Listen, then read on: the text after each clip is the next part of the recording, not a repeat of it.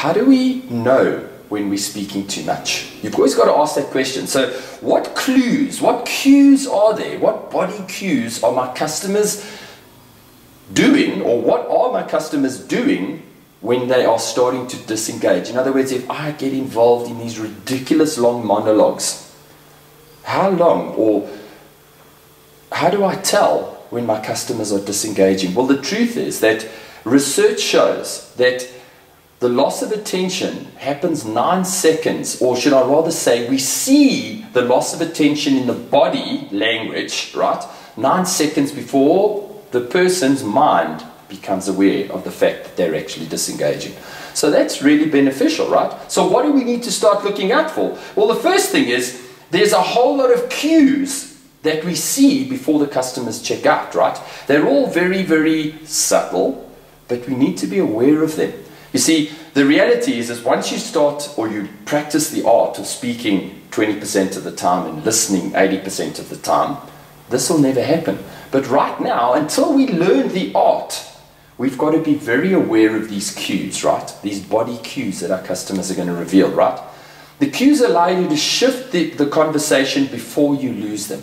So when you become aware of these cues, what you realize is that if your customer starts, for example, facing their feet towards the door, or the customer starts fidgeting, or the customer picks up their cell phone, or the customer's eyes start shifting, right?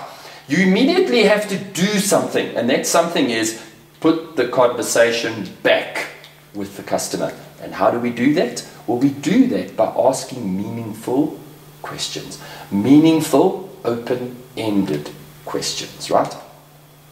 So, what are those cues? I think the most common one is you sitting opposite the customer and the customer angles their body away from you. That is the first cue that somebody is disengaging. And remember, those body cues come 9 seconds before they consciously become aware of it. So if you're aware of those body cues, you see them happening, and you do something about it, immediately you've got a customer who you can re-engage. Once you've lost the customer, it's very difficult to get them back.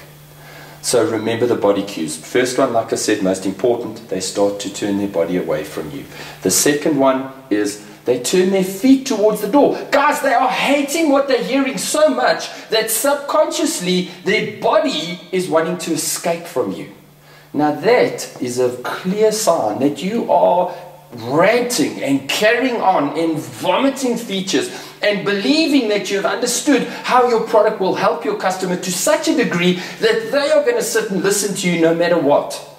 That is just crazy. So look out for these body cues. And then finally, the last body cue is they show signs of agitation, right? So maybe the person starts scratching their head, maybe they pick up their phone, maybe their hand movements become fast and erratic. You've got to be aware of all these signs, because until you learn the art of switching the conversation around that your customers are speaking 80% of the time, you are going to struggle to close sales because you're not fully understanding what your customers' needs are. You're not fully understanding exactly how you can align and communicate the alignment of your value proposition with their needs until you listen more. And then finally, if people start to smile too widely, guys, that's a cue. It's not a cue to close. It's a cue that this person is not enjoying the conversation. And then finally, guys, if their eye contact becomes fixed, or their eyelids start to droop, or their eyes start to shift, that is one of the clearest signs that it's time to move on. It's time to get the conversation back in the customer's court. You've obviously misunderstood. You've started monologuing or communicating or vomiting features, and the customer's not enjoying the conversation.